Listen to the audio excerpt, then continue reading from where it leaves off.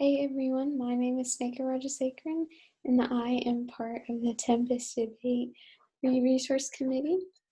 So today we will be talking about delivery and persuasion and essentially like judge adaptation. So let's get started. So the first one here is speaking basics, so essentially word economy. So in your speeches and in your rounds, you want to avoid using words like or filler or any filler words. So this is key to speaking in the first place. Next is understanding. So have a good grasp of what you're talking about. Know what the topic is, know what it contains. You don't want to make up facts or have a bad analysis, because that won't work out well with the judge if they call you out on it, and it's just not going to get you anywhere because you're not going to learn anything. Third is organization. So you want clarity in your speeches and in your rounds while you're speaking. Make sure people know what you're talking about, what you're saying the entire speech, not just for the beginning or during the summary. You want them to understand what you're saying and be able to grasp what you're saying throughout the speech. Next is spreading. So spreading is essentially just short for speed reading. So this is talking really fast. So the benefits of spreading are that it gives opportunity to say lots of arguments in one speech, so you can fit more in the allocated time that you have for each speech. However, people tend to only stick to a couple of good ones, right? So they won't carry on all of those arguments. Drawbacks to spreading will be that some judges can't understand what you're saying, and if they don't understand what you're saying, then they can't flow it, so essentially it's just hurting you more than it is helping you. And additionally, people get more caught up with trying to talk fast than actually saying things or making their arguments, so it doesn't really work that well. Big realization you need to realize is that the outcome of the round depends on the thought process of the judge. So not how you think, not whether you think what you're saying is right, or whether your opponent's case is not as strong as yours. It doesn't matter. The outcome depends on the thought process of the judge only. So here we're going to talk about tone and judge adaptation. So when you have a well-versed judge, it's okay to be really technical and run tech arguments and use non-traditional case types, so like progressive debate, and this gets into like counterplans and plans and whatnot. And additionally, you can speak at high speed without worry. So here would be a good time to go ahead and spread, because your judge would be okay with it and they would have experience flowing it. Next is when you have an unexperienced judge, so make sure not to be too technical or progressive, because they won't understand what you're saying, and once again, if they don't understand, they can't flow.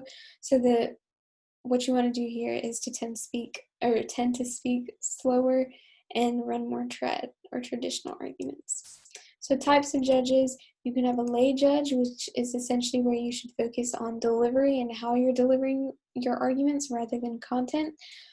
So with a lay judge, you want to, rather than using like debate jargon, you want to use simple words and effective ways to communicate and get your points across. Next is a flow judge. So on a flow judge, you'll focus on content.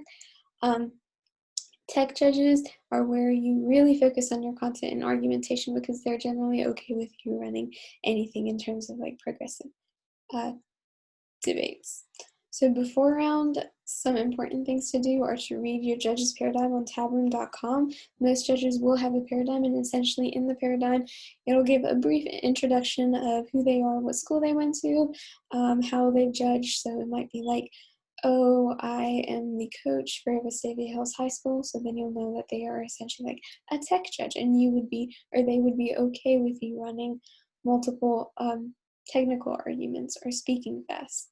Other judges may be like, this is my first time judging, and I'm judging because my student or my child is in debate this year. So those kind of judges would be the flow judges or lay judges, because they would not be very well versed with debate, and you would have to use more traditional arguments and speak slower and lessen your style, or make it more simplistic for them to understand. So the paradigm always gives you a good account of what they're looking for, as well as, for example, what they might value. So like some might say, I am a tech over truth judge, or I value contention level debate over framework level debate, or vice versa.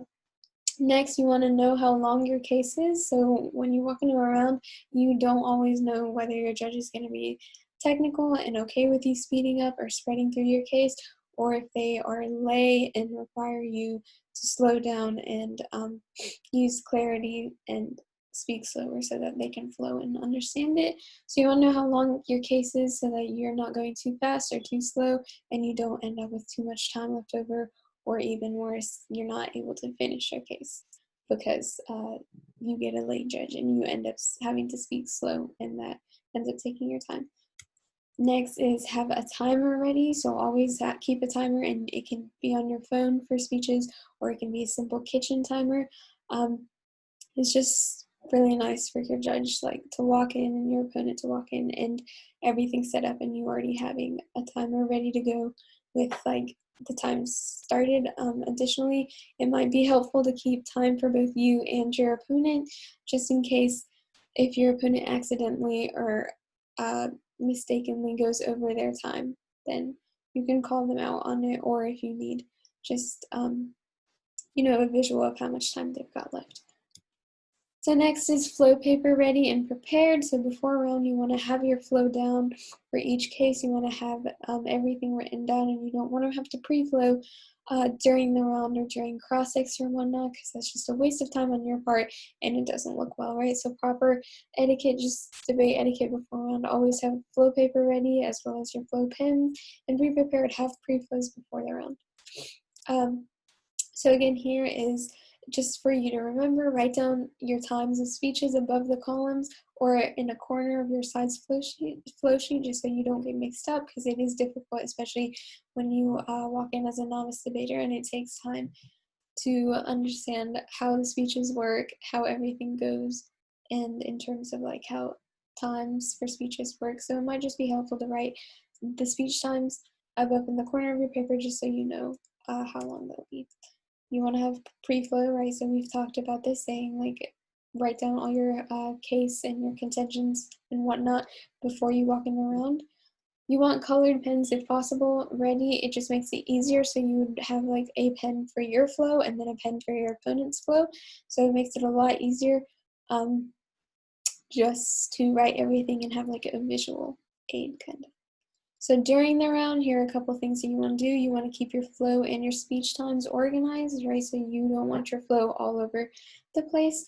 If you're having trouble keeping up with the cards that your opponents read, whether it may be because the names are difficult or whether they may be spreading maybe, just be listening to the tagline and the author name or the year, right? So you want to get a gist of what it's saying. You don't have to write word for word for what the card is saying. Generally, just again, having two different pens or two different colors, it really helps. So for example, you could have a blue pen for AF and a red pen for neg, or vice versa. It doesn't matter, any color, blue green, blue red, red green, whatever, it does not matter. You want to face the judge at all times during rounds. So lots of debaters have trouble with this, especially during cross-examination, because though you are asking questions to your opponent, essentially you want to be facing the judge. So look at your judge while you're asking questions, right? Refer to your opponent as my opponent in speeches, right? So don't refer to them as their first name, as don't say Julia then brought up or Sam said. Instead say my opponent then brought up, or my opponent brings up this. You want to use block files and blocks. So during prep time, this will be a really useful time where you can put together your speech docs, and that's just essentially a bunch of blocks that you're going to read in your next speech. So that'll help because it's essentially carded evidence that's going against your opponent's claims or refuting them. So that can definitely help to your benefit. And analytics always help your case. After round, so this is the final thing, you just want to shake hands with your opponent and judge. Remember, if they're okay with it, of course. If they're not, that's totally fine. Just say thank you for judging and shake hands with your opponent. For instance, right now, during COVID, that might not be applicable because everyone's online, and more so, we want to take precaution. But regardless, just thank them for their time, thank them for judging, thank your opponent, say great round, and just have a really good attitude about it. Disclosing is where the judge reveals who won the debate, so who they think did a better job of upholding whatnot. And some judges will disclose, others choose not to. Sometimes their personal preference, whereas in other tournaments, the rules will be that the judge has to disclose or that the judge cannot disclose. But essentially it's just saying, oh, here's what side I voted for and why. So again, some judges will disclose, others won't. Some tournaments will require them to. And it just depends on the tournament rules and whatnot. So the RFD is what they're giving you feedback for. It's called the reason for decision. So it's usually given right after round. So if judges do disclose, then they'll say, oh, I voted for the F or for the neg because of blah, blah, blah. So examples could be like, I valued contention level debate, and I think that the AF won on contention level debate because they had larger impact. So they'll just give you verbal feedback on why they think who won the round and how they did so. So tabroom.com, we talked about Tabroom. This is where you can check your judge's paradigm and where you'll get your pairings for rounds.